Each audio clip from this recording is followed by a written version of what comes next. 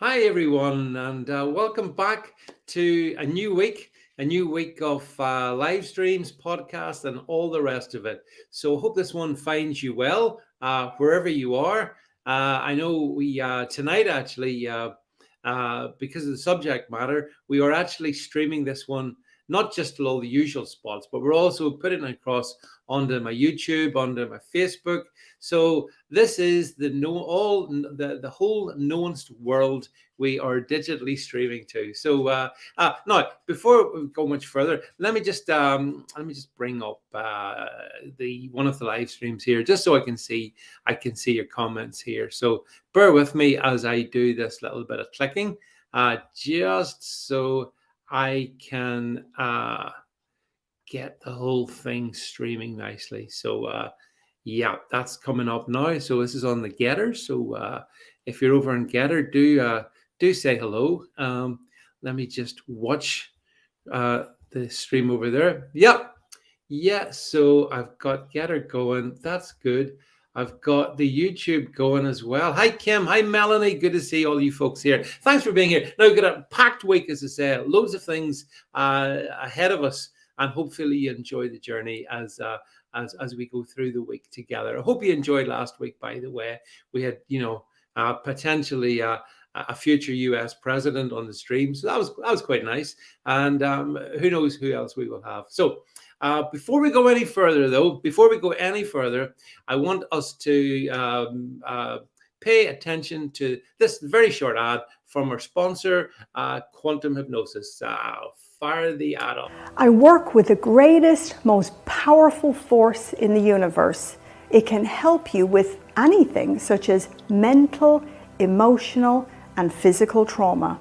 This beautiful, healing, loving energy can be harnessed and fully integrated through the miracle of hypnosis. Why spend years trying to improve your life and effect change while this life-changing therapy takes just one session? It has such an enormous impact on people's lives. It can remove any addiction in an instant because we find the source of the problem. Your life has a purpose. My mission is to bring this knowledge and awareness to you today. There's never been a better time to reach your highest potential and be the best that you can be. So what are you waiting for? Now's the time to make your dreams a reality. Expand your mind and your heart in just one session. There we have it, Quantum Hypno. Go and click there and check out all the work that Sarah does there. But before that, she's been sitting patiently in the background here, so I don't want to keep her any longer. Let me bring onto the stream our special guest tonight, who of course is Dr. Marian. If you'd like to just come in. Hi, Marian. How are you? Hi, David. How are you? Lovely to be with you this evening. I think you've promoted me here tonight to a doctor, actually. So you have? Yeah. Well, the thing about it is that the thing that we want to chat about this evening, to the audiences. And by the way, I see them all here. Just a quick acknowledgement. I see you all, folks. I see you in the different streams. What we want to talk about is health, because when I was young, Marion, one of the things that I remember my grandmother said to me, like, it's a cliche, but it's true. Health is wealth. And having and certainly as we advance through the years and you get to my point, you really appreciate the wisdom of that there. Good health is really important. Now, Marion, you work for the College of Naturopathy Medicine. Yeah. Easier spelt than said. And yes. Maybe here you go. There's your website, CNM. And I know I have had some interface with some of your colleagues and whatnot. Maybe you'd like to tell the listeners a little bit about yourself and a little bit about your background, and as we then get into the detail. Okay, so my journey really with natural health and with CNM, I suppose I've always had an interest in natural health. But I suppose it really coalesced when I found CNM, and that really came about totally randomly. So I had done an honours degree at university in biochemistry. I had then gone on to work in marketing and College of Naturopathic. Then had set up several businesses myself. And just totally randomly, a friend of mine said to me, would I come along to an open evening? Because she had sort of reared her children, she was planning to go back into the workplace, and had always had an interest in natural health. So of course I went along to this open evening, and I came out a couple of hours later having signed up to a 3-year diploma course in naturopathic nutrition. So I mean, that was totally crazy. I thought my life was really busy, running a business and that, and I really didn't see how I could fit anything more into my days. But it was the best thing I ever did. I mean, it was as if every part of my life was just coming together and bringing me to this sort of moment in time. And from I went into the room in that open evening, and then when I started the course in Belfast, I felt as if I'd really found my tribe. I found there were so many other people who had come from all different sort of walks of life, who were all there for this common reason, that we were all really, really interested in natural health. And I suppose it just took me to find the College of Naturopathic Medicine to really sort of get a structure to the interests that I had, because I had become sort of increasingly aware of, the problems of poor diet leading to poor health outcomes. So I was working in an area where I was seeing school kids walking to school and going into the chip shop on their way to school. And when I was asking why would they be going to the chip shop on their way to school, I was being told, well, they were going in to get a sausage roll in a roll, and they were coming out with fizzy drinks. And I was just thinking, how can their teachers teach them anything? They're not fueled for the day. Yeah. And it's crazy. And I suppose that really started my journey with the college, because I loved every minute of my 3-year course. Started with biomedicine and then did a couple of years of nutrition. And I suppose maybe I could say I didn't love so much the exams or the assignments, but that learning journey, the fact that we learned so much from the other lecturers, from everybody else in the class, because everybody had come to this point in their life with totally different backgrounds. With really different reasons for being there. And it was really nice. It was really interesting. You just saw people from so many different walks of life, all with this love of health and nutrition. And I suppose when I came out of college, it probably took a while to sort of work out what way I was going to go in terms of how I was going to put everything that I had learned into practice. But then I got invited back to the college to look after the students in Belfast as of studies. And then sort of that progressed to me looking after our college in Dublin. And since then, acting as course director of biomedicine. So really, the college is a worldwide college. We're the leading trainer in natural therapies. And we've got locations, we've got physical locations all over the UK and Ireland, so 10 different colleges, but we're also worldwide and online. And, it's an amazing sort of exciting space to be in at the moment.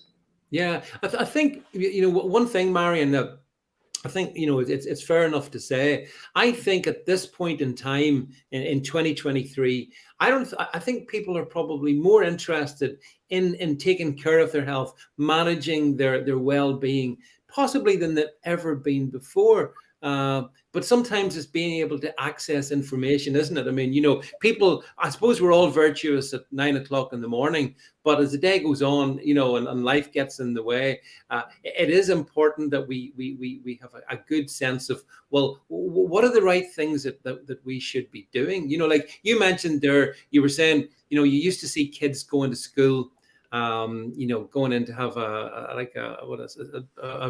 burger. Sausage roll. It's called.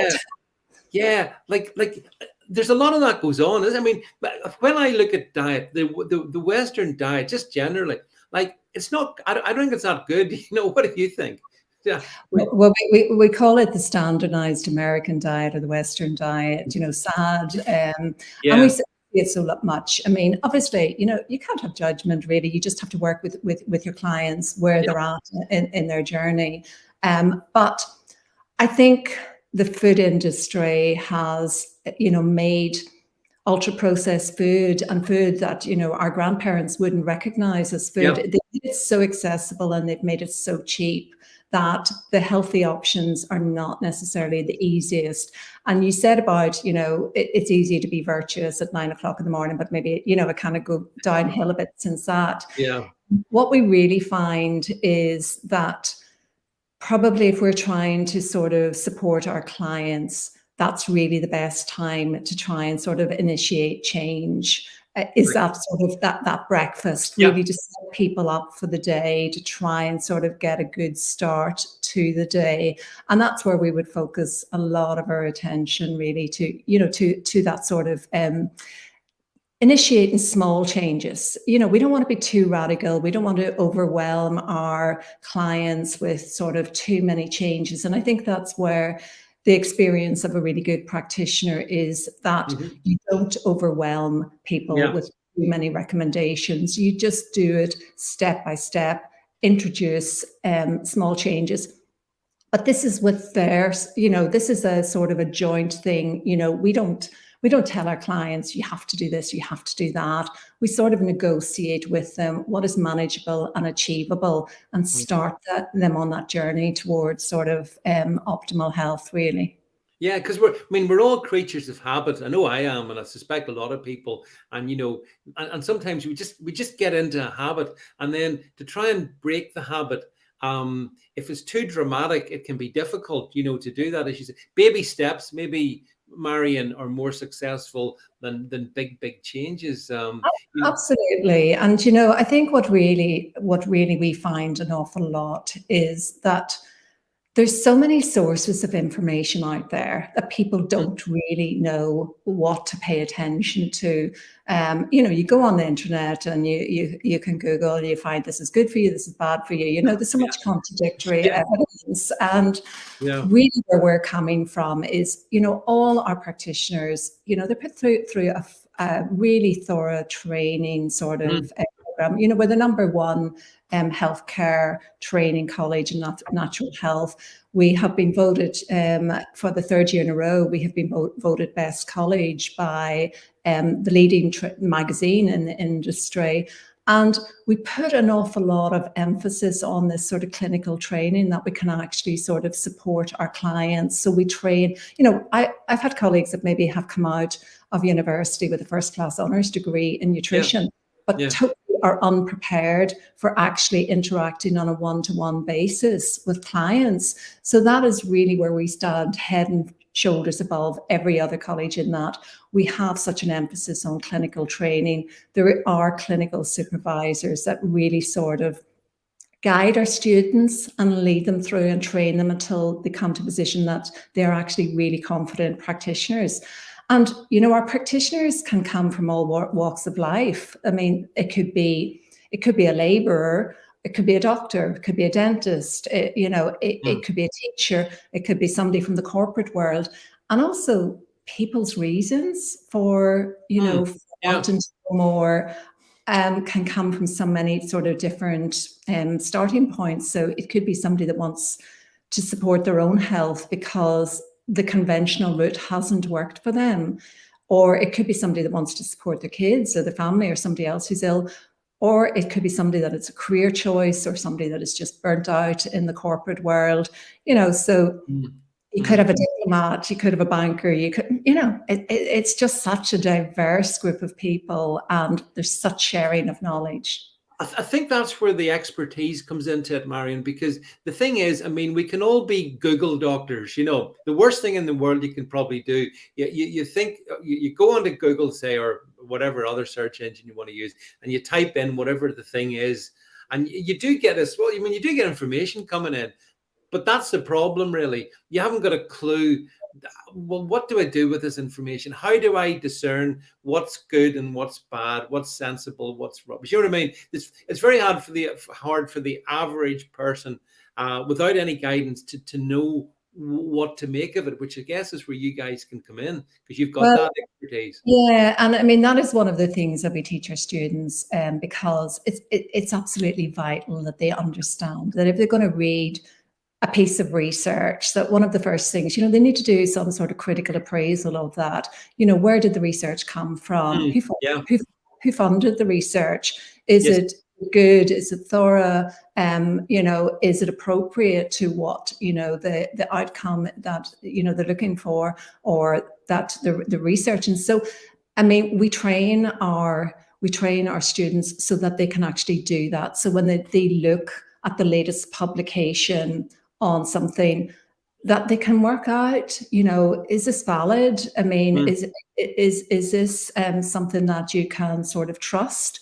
And that's really, really important, because now we know what information is. We know that we have to be really, really careful.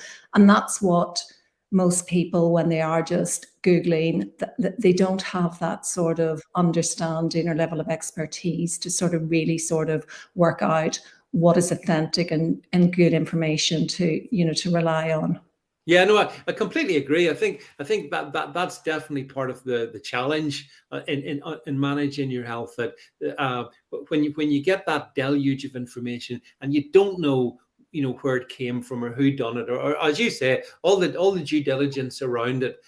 Because at the end of the day, you're hitting a button on your computer, and you're not trained to be certain on these things. And you mentioned the word like trust. I think trust is so important in 2023. In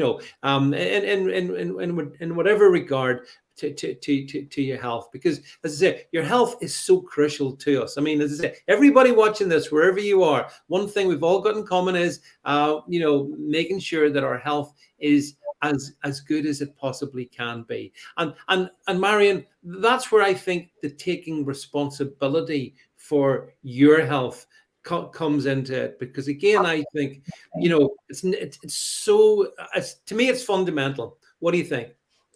I think this is one of the big problems of our time, is that people have stepped back from that taking responsibility for their own health and expect other people to do that for them. And that's why, in so many ways, we've got all these various different crises, health crises, that are going to become an even bigger problem. So we need people to step back and realize that they do have control and power over their own health.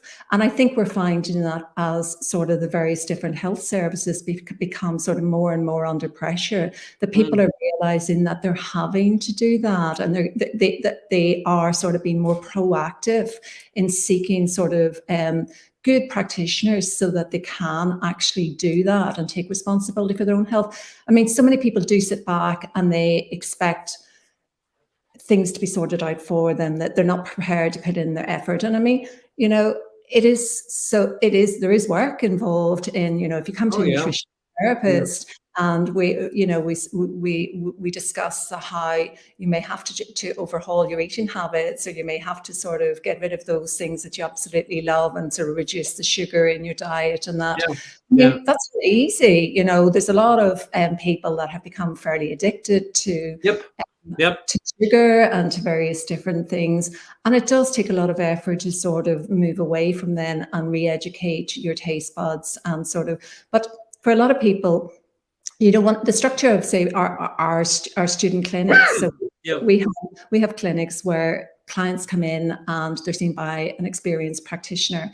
And I think it doesn't really sink into our students exactly the impact that we can make on people's lives until they see people come in for an initial consultation.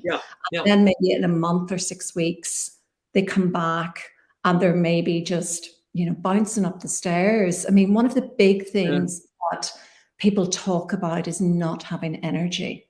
And, that's something that, there's so many different chronic diseases out there. And our current healthcare system isn't really geared to preventative medicine, and chronic diseases is such a big issue. And we're really ideally placed to support people in that respect, in terms of sort of trying to optimize their health in a preventative way, but also trying to support them sort of, on a healing journey by removing, advising them on the things that they need to do to sort of remove the inflammation and the various different factors that are causing them problems. So it's a really exciting place to be. We find that when students see people coming back, they really start to believe the difference that they can make.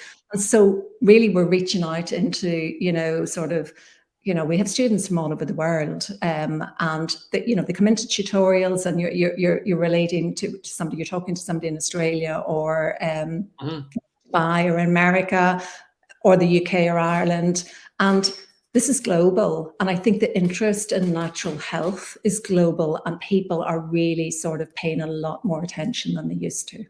Yeah, because you see, we've lived through decades and decades, haven't we, of like processed foods. In fact, uber processed foods that people have been consuming, and that's not necessarily good for them, I don't think. And you mentioned sugar as well. I mean, so there's all these nutritional issues that people are constantly faced with, and I guess the average person, Marion, I mean, they go down to they go and do their weekly shop in the supermarket, and I guess a lot of them, they're being driven by factors such as, what's affordable maybe, and what can they have.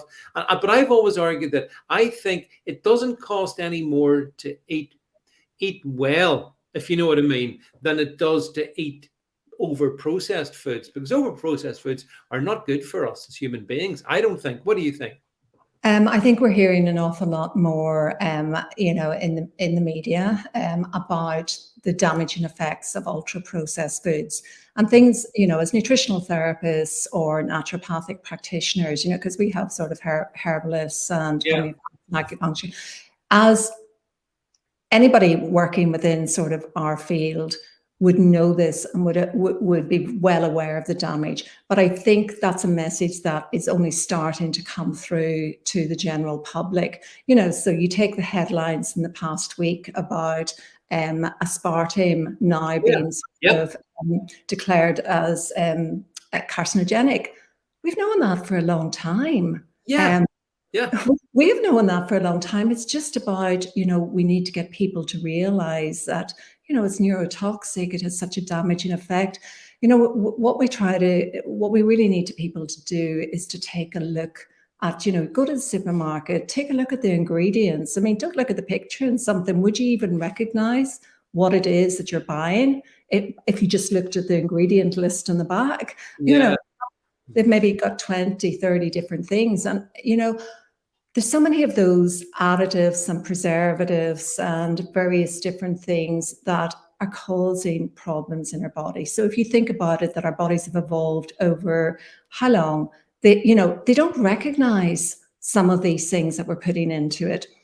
They don't recognize these additives and these chemicals and these substances. And then our body, our immune systems are these amazingly clever, really, really complex systems in our body that really sort of are there to protect us. But if we're putting these chemicals and substances into our body, and our immune system's getting confused because it's never encountered them before, and it's setting up an immune reaction, and then we see people going down the road of having this hypersensitivity or this overreaction, because very often we think, very often we can talk about low immune function, but a lot of the problems can be because of hyperimmune function, where the body, the immune system overreacts and becomes sensitive. Maybe where somebody's getting hay fever or getting some autoimmune disease, because the system has gone into overdrive. That's interesting, that though. It's a very interesting point you make there, Marion, because I suppose you tend to think of the immune system, it's underworking, but in actual fact, it could be going the other way as well. It's being driven into sort of hyper gear by sort of stuff that we're putting into our bodies on a daily basis. Do you know, the immune system is really so critical to our survival. You know, it's a really, really sophisticated system that regulates our relationship with a very complex and sometimes hostile biological and chemical world. And, you know, we need to train our immune system. And I think this is what a lot of people don't really understand. So, you know, you go back to maybe when you were young or when I was young, and you were out and you were playing in the dirt, and, you know, you were mucky and you dirty, and you weren't using sort of so many antibacterial chemicals in the house. You know, you just a wipe of the cloth along the surface. What our immune systems need is that they need to be educated. And 70% of the immune system resides in the gut. So you think about it, you eat something, you put it into your mouth. So your mouth, your gastrointestinal system, it's that first entry into the body. It's kind of open to the outside world. So there's this great system that, you know, is in place. You think the first place is your stomach, and you've got that stomach acid. That'll neutralize a lot of the pathogens and the microbes that get into the system. But we need to support it. You know, we need to teach it. We need to, you know, expose it to different things so that it can learn and go on and support us. And this, you know, we talk about the hygiene hypothesis, where things have got so clean that the immune system doesn't know anymore. It doesn't know how to do its job. Yeah, absolutely. I mean, as you say, I mean, there was a time when, certainly when I was young, which was a lot longer before you were young, Marion. But I remember that, like, it was pretty much you were out playing in the dirt and whatnot. I mean, it's just the way it was. And now in some instances, we've almost gone to the other extreme, where kids are kind of bubble wrapped in sort of insulation from the good bugs, the germs, the things that help our immune system, and that's not that cannot be good for young kids nowadays, I think. I mean, I think one of the things, you know, if you go back to Louis Pasteur, he would have talked about the germ, but there were other scientists around that would have had a different approach. They would have had the approach that it was about the terrain, it was about the internal environment. So you think about, you know, maybe you and I are in the same room, we get exposed to the same germ, but one of us, you know, catches cold or flu and one of us doesn't. Why is that? You know, and a lot of it goes down to that internal terrain, you know, your immune system having the ability to sort of overcome those different pathogens or those attacking microorganisms. And so it's very much about, you know, now we're learning more and more about supporting the gut microbiome, supporting all the different, you know, because we've got so many different bacteria and different microbes in our body, and they all have a role to play. And, you know, the one thing is that you just need to make sure that they don't get out of balance. And so that's where we really try to sort of support our clients, that they're having a lot of diversity in their diet. We don't want to see beige food all the time. We want to see greens and colors and everything. So we get a lot of these different sort of beneficial effects from plants.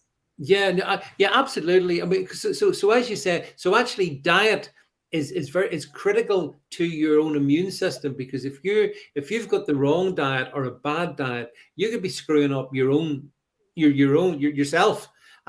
Because as you said, the immune system, one of the things I've learned in recent years, our immune system is a marvel. I mean, I had no idea how clever it's been designed, you know, to, as you said, to protect it. It's an amazing thing, but we have to be really careful, don't we? That we don't screw it up by virtue of what we're eating and drinking. Oh, absolutely. And I mean, this is really what we spend a lot of our time doing. I mean, we really just, you know, we have to give advice in terms of how best to do that. So, you know, if you talk to your listeners, I'm sure a lot of them, you know, have their different suggestions about, you know, what they believe is good and healthy and whatever, but it's kind of very much about going back to basics. I mean, we really looked to think about, you know, sort of whole, natural, organic food. And I mean, we do place an emphasis on organic because you really want to to reduce the number or the amount of pesticides and herbicides that you are absorbing. But you also, that whole sort of concept of organic food is really very much about if a plant hasn't had the benefit of pesticides and herbicides, then it's had to sort of fight itself to be able to, to survive. So it's more likely to have really beneficial micronutrients that then will be beneficial to us as well. So a good rule of thumb, for us giving any to our clients is think about color. Try to get as many different colors into your diet as possible. Go for those purples, go for those greens, go for those reds, those orange, those yellows. Absolutely, really, really important. And I see some comments coming up here on screen about hydration. That's a really, really good point somebody made. Absolutely important that we hydrate our body. We want to be able to flush toxins out of the body, and we need hydration. We also need fiber. So we need to be able to move things through our system. So a lot of what we may do is about supporting elimination, because, there's waste products that are produced by the natural sort of metabolic processes that go on in our body, as well as all those other things that come into our body from the outside. And we need to be able to get rid of them. So that's one of the first things. We need to have good elimination, good flushing out of the system. And other pieces of advice that we give to our clients are things like, look at the environment that you're living in. Now, to some extent, you may not be able to sort of control the environment if you're living in a busy city and there's a lot of pollution, but you can start to control the environment in your own home. You can start to think about what sort of cleaning products you're using. What sort of chemicals are you using around the house? What sort of cookware are you using? Are you using cling film? Are you using plastic bottles?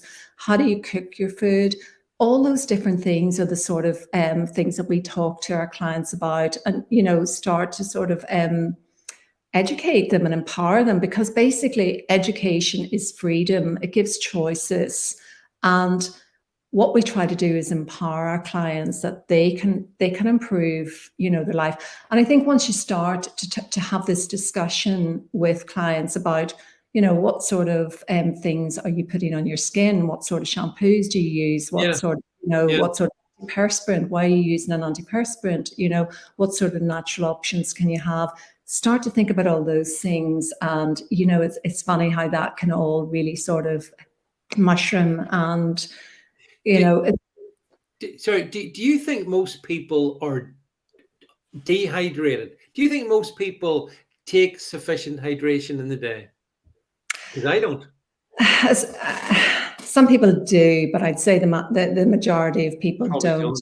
We find that older people, my grandparents, when did they ever really just have a glass of water? There's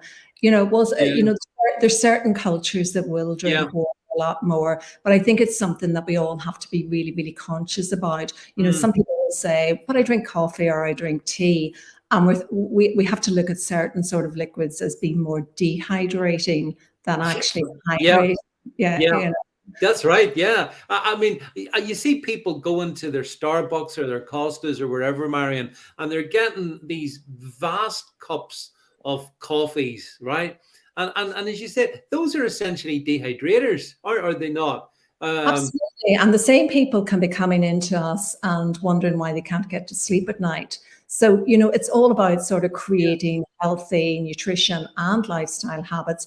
So somebody's coming in and, they may be complaining that they don't sleep, they're very stressed, and you start to have a conversation with them about what they actually drink in the day. And you can find that somebody is having 4, 5, 6, 7 cups of coffee a day. Yeah, and then if you think about where they're buying them from and the actual strength of the coffee and the caffeine kick in them, and we know how long, everybody's different in terms of how long it takes to break down that coffee. I mean, some people can go to bed with a cup of coffee and, sleep okay. Other people, if they have afternoon, they just don't sleep at all. All those sort of things started to move people towards, healthier choices, maybe considering having some sort of sleep easy tea or some sort of nighttime tea that's calming. You know, for that's one of the things we have that presents an awful lot in clinic is people that don't sleep. Yeah. So start to think about putting those phones away, getting away from that blue light. You know, don't be sitting doing work emails right up until you go to bed and then wondering why you know your head's buzzing all the time. I think that's really good advice, Marion, because we do need quiet time and downtime, and we need sort of a chance for our bodies. I think it's almost like to naturally reset our bodies. I mean, Jed saying he never takes his mobile into the bedroom. That's very good, actually, but very bad that you don't drink enough water, Jed. I saw that. But you know, again, I think there's a lot of people. And again, this is just an impression I have, Marion, but I think there's people take their mobile phones to bed. They're sitting even in their bed before they go to sleep, and their heads are full of all the whatever it is they're looking at and whatever. And I just don't think that, or as you said, doing emails and stuff, that cannot be good for us, I don't think. But it's also, you know, about, you know, our body gets confused because, you know, there's blue light coming from it. So our body's confused as to what's morning time and night time. You know, so really, really good tips are get out outside in the sunshine in the morning, and, you know, let your body know that it's time to wake up. And then, you know, I would talk a lot about, you know, sleep hygiene with my clients, about, you know, dimming the lights in the evening. You know, don't have these big fluorescent LED lights on in the evening, you know, because your body doesn't know it's time to go to bed then. You know, just, you know, get the lights down a bit, have a wind down routine, put the phone away. Don't be watching, you know, maybe the news or other things that, you know, are going to sort of gee you up sort of late in the evening. Have this sort of have this routine and just get into that routine, because it's all about creating healthy habits. And you might just find that just, you know, even that simple thing of like, you know, no mobiles, no technology sort of for a couple of hours before you go to bed. And you see the way I was like, you know, it's important what we do when we're conscious during the day, but it's also important how we are when we're when we're sleeping. In other words, restful sleep, I would have thought, was pretty important to us as human beings, so that whenever we do awaken, Marion, we're fresh, we're powered up, we're ready to hit the day. So I think it is important that, you know, if you don't get a good sleep, you're kind of not going to be optimizing the day ahead. It's amazing how many people that, you know, it's a question that we always ask in clinic is, you know, do you wake refreshed? And the number of people that say no, they wake up exhausted, as if they haven't had any sleep. And, you know, that's something that, you know, you have to do sort of a little bit of digging to find out what are the reasons why they don't sleep so well. So there's Jed saying he hasn't had a good sleep. You need to get a good sleep. He needs to come to one of our clinics, I think. He does, yeah. But as you say, in fact, it doesn't surprise me, Marion, that there's a lot of people don't get that restful sleep. You need that deep sleep for sort of repair and to get rid of the toxins, you know, to be able to sort of have all those functions that should be getting done through that sort of deep restful sleep for them to operate efficiently.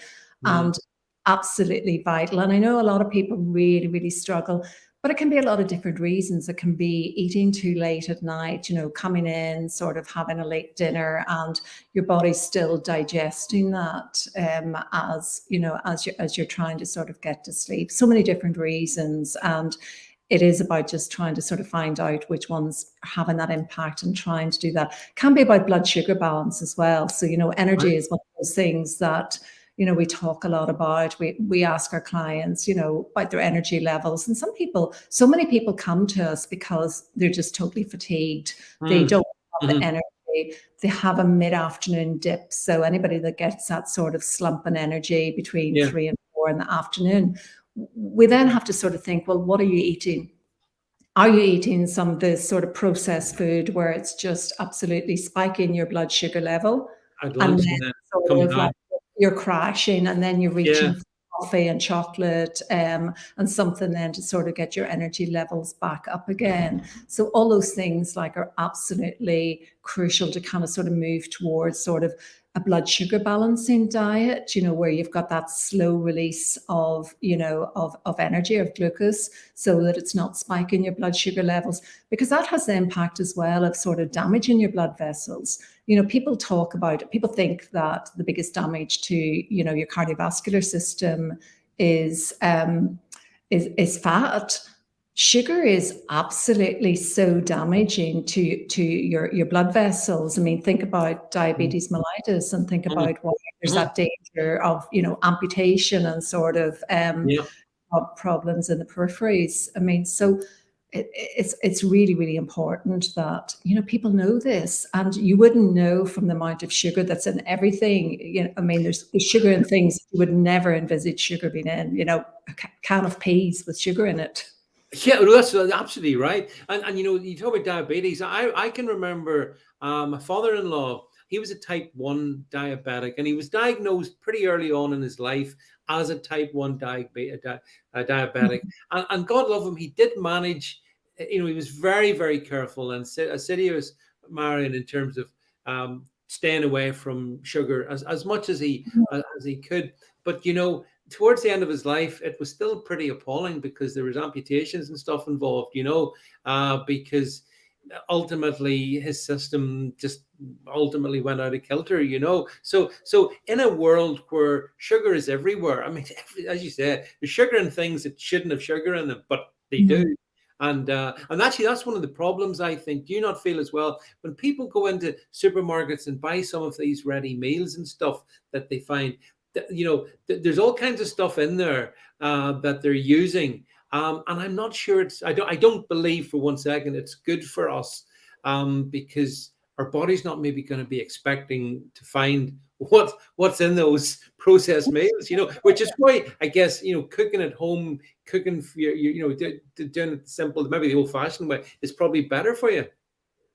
Oh, absolutely. I mean, that's one of the things really. I mean, I'm a nutritionist, I'm going to encourage people to sort of move back to natural food, to actually cooking, and to let me, so many people, maybe need to sort of learn that, how to put together a simple meal. We have moved into this era where it's about convenience, and, it is just so easy to pick up those sort of processed food meals. But it's so much nicer to be able to sort of cook something yourself, and to know that it's actually going to be beneficial to your body rather than damaging to your body. And your tastes change, and you find that then you wouldn't dream of having sort of one of these ultra processed meals, or, because, as you say, you don't know what you're putting into your body. You absolutely need to think about all those preservatives, all those additives. Like, think about sometimes, kids' birthday party, go to buy a cake from the supermarket, and you look at how it has a shelf life of maybe 2 months. Well, that's not natural, so it's not. I mean, so what are you putting into the body of those children? And I mean, how is their system going to know how to cope with all these things that are just not natural, because we haven't evolved to be able to cope with them? And then people get ill, they get sort of various different reactions, and they don't really know what the reason is. I can remember being at my kids' birthday parties, and like all kids' birthday parties, and they get the cake and whatnot, and the kids go absolutely hypo. They're absolutely running around like little dervishes, and obviously driven, I guess, by the vast amounts of sugars that they're consuming. But isn't it interesting that, in a way, the way our diets have evolved, Marion, really isn't to our general advantage, whereas the diets that maybe our grandparents would have had. And I know I spoke to another person in your area, and they suggested to me that, for example, the Victorians would arguably have had maybe a better diet than us. They got fresh, oily fish, and everything, the meat and all was just fresh. It was better. Would you agree with that? Do you think our diets in some ways have gone back? Absolutely. I mean, we really need to move back towards that. I mean, and we are seeing a lot more of that. We're seeing a lot more of farmers markets. We're seeing a lot more people growing their own food, and that's absolutely brilliant. We're seeing sort of community initiatives, and that's something that we do. You know, that's one of the things that I will do.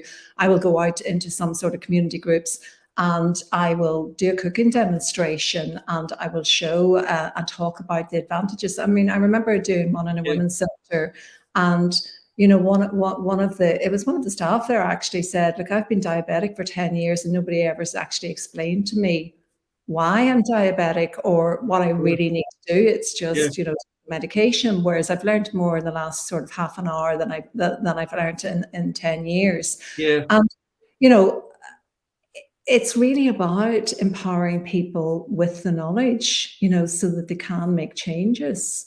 But getting back to basics, you know, buying food that your granny would recognize as food, you know, an apple, potato, you know, a vegetable, great. And also about how you cook it, you know, lightly steam things, don't overcook them.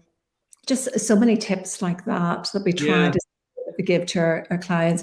You know, don't be microwaving the food, you know, just try to sort of eat a certain level of raw food, which can be really beneficial. Eat seasonal food. You know, we don't have to go for expensive, fancy food that's flowing in from sort of different. Oh, I agree. Yeah, I completely agree. Strawberries is a great example. You know, strawberries, I remember when I was young, you only got the strawberries during, you know, the season, sort of the summer months. But then suddenly you're getting them 12 months a year because they're flying from all over the world. And I don't think that's good, Marion. I really don't. And also, by the way, I was at a farmer's market a week ago in a place called Hillsborough, which you'll be familiar with. And I bought some. There was a farmer had his stand, and he was selling what he was calling grass-fed, grass-finished beef. And he was explaining the importance to me of it's not just that it's grass-fed, but it has to be grass-finished, namely that throughout the life cycle of the animal, it's not being given grains and some other things which, you know, degrade the quality of the beef. And 100 years ago, they wouldn't have been. But somehow along the lines, that's changed. So again, what they were doing back then, and some people are beginning to do now. I welcome that sort of stuff. What do you think about that? I think it's brilliant. I think it's great to see people starting to grow their own food. I think it's great to see that there's much more availability of, you know, good quality food. Now, I mean, we have so many people. I mean, it's still difficult. It can still be difficult to source good quality food. And I think when you start to sort of think about it more and start to learn more about it, you become a lot more fussy about where you're buying your food from and how, how it has been sort of processed, ideally not processed at all, but really the provenance of it. But we really have to sort of encourage people to sort of think in that sort of way and to think about where they're buying their food from, you know, rather than it being sort of, you know, eating mass-produced battery chickens that, you know, have been maybe pumped full of chemicals. And you know, let's get back to basics. Let's eat really sort of good natural food, and we will feel the effects of that in our body and in our health. And it's really worth that investment to do that. Because actually, Marion, we are what we eat to a significant degree anyway. And also, you know, that's a saying that's been around for a long time. But, you know, to take it to another level, you could also say that it's not just we are what we eat, but it's we are what we eat and we digest and absorb, because so many people have damaged their digestive systems with all the sort of things that they have eaten, that sometimes they can even be eating what may seem like a reasonably healthy diet, but because their digestive system has become so compromised, they're not actually able to get the goodness out of it. So I saw a comment earlier there about lemon water in the morning, or lemon water in filtered, you know, lemon and filtered water. I mean, one really good simple tip is to squeeze half half a lemon into warm water first thing in the morning and sort of kickstart your digestive system. Things like don't drink too much water. Don't be really drinking fluids with your meals, because what happens is you're diluting the stomach acid, and the stomach acid is needed to break down protein.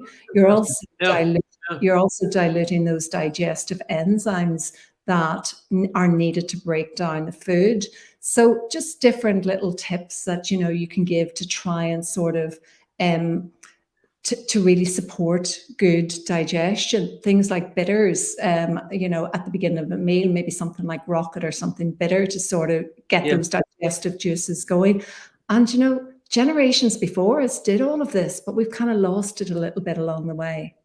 So would you say then that you should be, you should really be drinking your water not at the same time that you're eating your meals? You can have it sort of between meals or whatever, drink to try and get the hydration you need, but don't do it when you're also trying to. Because that makes sense to me what you're saying, because then, as you say, you are kind of diluting, when I think about it, the process, the metabolic process going on within your body. Yeah, that makes sense. Yeah. And you need that stomach acid, you need those digestive enzymes, and they do decrease as you get older. So, you really need to support that process as much as possible so that you actually get the benefit of the food that you actually do eat, and you get nutrition from it. Yeah, it's a good point, because of course, as we age, I guess our nutritional needs change, do they? If you're for every life stage, there is a different requirement. And, for example, I can always remember that when I was training as a practitioner myself, we had a super herbalist was doing our training, and we had a case study, and it was an older man. His wife had died. He had never really done any cooking for himself before. And, for a lot of older people, they're, the mainstay of their diet might be tea and toast, or tea and bread, or tea and biscuits, and things like that. And it was just I can remember he said, you add something in, you can't really take away much from a diet of somebody who's, they've got into the habit of, this is what they have for breakfast, lunch, and dinner. So what you try to do is you try to add some beneficial things in. And it can be just something as simple as parsley sprinkled over their meal, because you're getting sort of the nutrients from the parsley. So we need to think about, all those herbs and things that, we maybe don't use enough that to incorporate into our cooking, and to add sort of minerals and various different nutrients. And they can be absolute powerhouses and really, really easy to get into our system. So, one of the best things, really, if you were to think about it in terms of preventative medicine, would be to maybe have sort of half a liter of a green juice, a day, and that would be really, really beneficial. But even think about sort of making a smoothie and incorporating vegetables rather than fruit, which could be too high sugar. Things like blueberries, they're absolutely amazing. So one of my recommendations would be to clients of trying to get as many different foods into your diet as possible. And sometimes we kind of do it in a sort of a bit of a challenge of the 50 food challenge. So try to get 50 different foods into your diet in a week. And it's surprising how hard that is, because what you might find is that you start off the first day and you have whatever you have to eat, but you can't log that twice. So by the time you get to the second day or the third day, you're actually eating all the same things as the first day. My trick around that would be to have something like, to have an oat base, maybe, make your own sort of muesli mix in the morning, and get into that sort of your oats, which are low GI, release the sugar, fill you up. Maybe have that with almond milk, add in some some nuts and seeds, maybe some chia seeds, sesame seeds, put some blueberries on it, maybe some raspberries, maybe some sort of natural organic live yogurt, just to try and sort of get some nice sort of probiotics into your system. And you could have 10 different sort of things in that sort of first bowl in the morning, and that gives you a really, really good start to the day. Well, one of the things I think we've seen in the last few years with people at lockdown and stuff like that is a lot of people have started growing their own, well, vegetables in particular. I mean, like I have to say, up until this last couple of years, I wouldn't have had my own potatoes. I do. I grow onions, potatoes. I try to grow as many things as I can. Tomatoes, obviously. I find growing herbs, it's really easy, and they grow very, they're great. So I think, in a sense, Marion, we actually are in quite a good position. I think those of us who are really into health to be able to take that bit of control and have. Yeah. Be able to have like potatoes are pretty much a staple food diet, but I like the fact that mine come from the sort of one of the back gardens that I have. So what do you think about all this? Yeah, I mean, and not everybody has a garden that they're able to do that, but everybody can sort of do something, because you can grow the herbs in your windowsill. Well, you can. You can get into sprouting. You can do your own sprouting, which is so easy to do. And, sprouts can have 2,000 times the concentration of the nutrients, I mean, broccoli sprouts compared to a full grown head of broccoli. So, even if it's only a windowsill that you have, that you can actually do that. You can grow your herbs, or you can grow do some sprouting and really have the benefit of that as well. But I think we need to do this more. We really, really do need to do this more. But also even just thinking about where we're even getting our seeds from in the first place. We don't want them genetically modified. We just need to be careful even about things like that. Just try and really sort of not introduce anything into our body that, isn't going to be beneficial to us. Well, again, it's funny. We've been talking a lot about this evening. I can well remember, again, going back to my grandmother's time, and she had her garden where she grew all the stuff, rhubarb, and she grew all kinds of things, and that was just considered normal. Yeah. It was normal. And it's really weird now that, all these years later, she's long gone.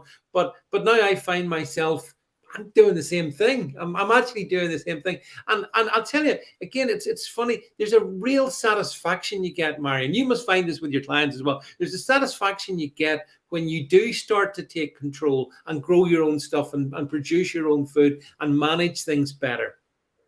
We have clients that they are just so amazed and so empowered, because they didn't actually realize that they could make such a difference to their own health, and also that they felt so much better and they actually really, really enjoyed it. So everybody has, the ability to do that, and it's just really make some small changes at a time.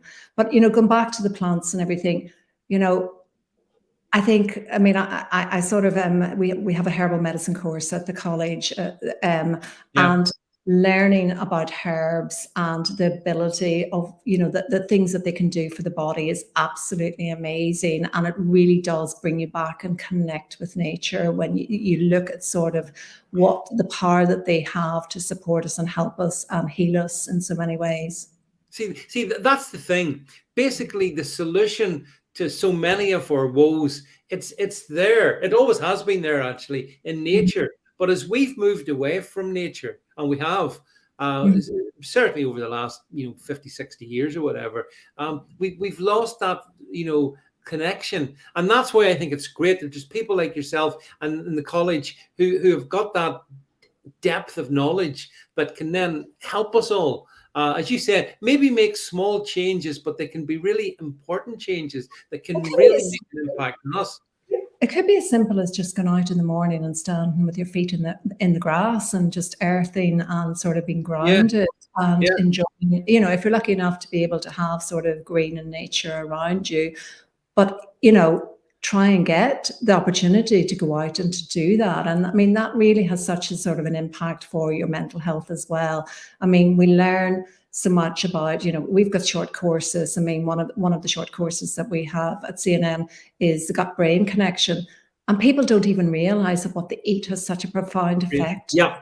Brain. It has a Yep. connection. You know, there is that vagus nerve that joins sort of the stomach to, Yep. you know, to your brain. You know, we all know that you can have that sort of gut feeling, you know, you can have those butterflies in your stomach. There is that connection to your brain, and you can influence that connection by what you eat. That can support your mood. Your whole outlook in life can just be changed by what you actually put into your body to eat. That's right, but that's a very good point, because if you've got bad gut health, that actually can mean that it affects your mental well-being as well. So, Absolutely. you know, but it's the same thing, we know, Marion. Everything's connected in a way. Everything is connected, you know, and I guess the most important thing is that we understand that, and that we seek help from the experts, the people who can then guide us, you know, to make all the right choices. Marion, it's been, sorry, just finish off. Well, I'm just going to say that that holistic approach is really what we promote. You know, it's all interconnected.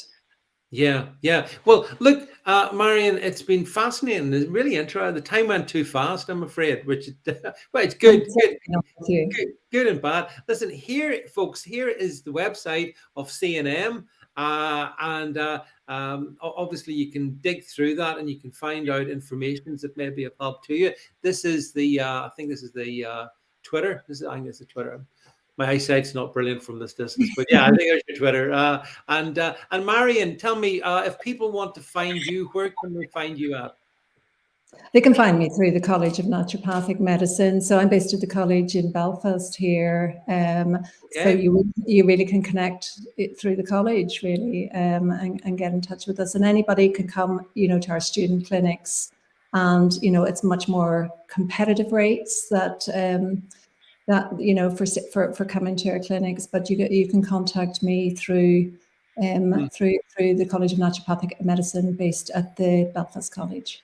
You know, I have to say, Marion, the more I understand naturopathic medicine, the more I'm kind of awestruck, really, at the depth and the detail and significance and the importance, all of this stuff, which and it's all based on, it's all natural based, which is the most important thing of all, you know. And it does provide us with important tools. So I really do think it's great work that you guys are doing. And you know, check out our YouTube. You know, C&M have a YouTube channel. We have got lots of different podcasts, and that information is free for everybody. You know, so check into that. We've got so many different. Here we are. Yeah. There we go. I mean, as I say, Marion, it's like the information is out there. It's just trying to direct folks so that they can get it from the right people, I guess. Sensible information that can make a big difference to our lives. And you know that you can trust. You know, it's coming from a science-based, you know, perspective, and you absolutely can trust the information that we're giving. Yeah, we want to share it. We want to share it with everybody. So we've got information out there that's free. Sign up to our newsletter, gets lots of weekly health tips. But we do short courses, we do longer courses, diploma courses, and that. But there's information there for everybody, depending on what your level of interest is, or what sort of level of commitment, whether you want to study or whether you just want to improve your own day-to-day life.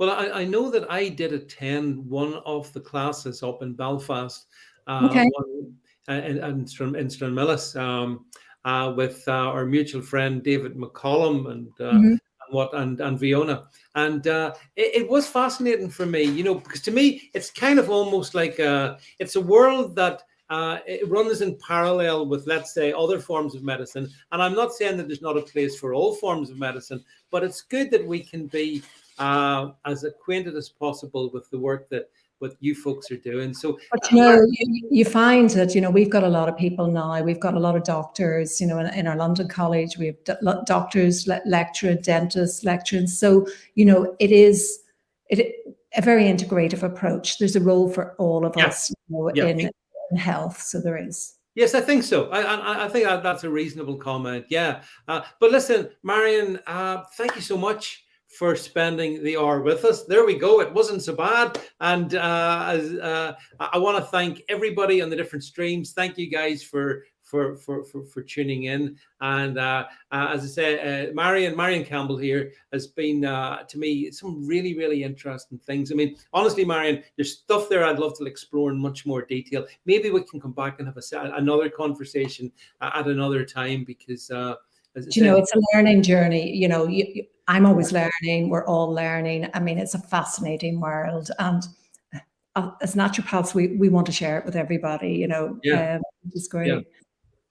Thank you so much for having me this evening. It's been really. I've got huge respect for yourself, for the college, for the work that you guys done, as you say, for the trust, because that's a key word as well. The trust lies at the heart of what you do, which I think is so fundamental, and all those things are great. So look, folks, that's it. I'll be back tomorrow night, 8 p.m. I'll be joined with Alana Mercer all the way from Seattle. So do tune in at 8 o'clock tomorrow night for our 4th of July special, because tomorrow, of course, is American Independence Day. So do look out for that tomorrow night. But in the meantime, from Marion and myself, it's good night, and I'll see you tomorrow night. Bye, everybody. Bye. Bye.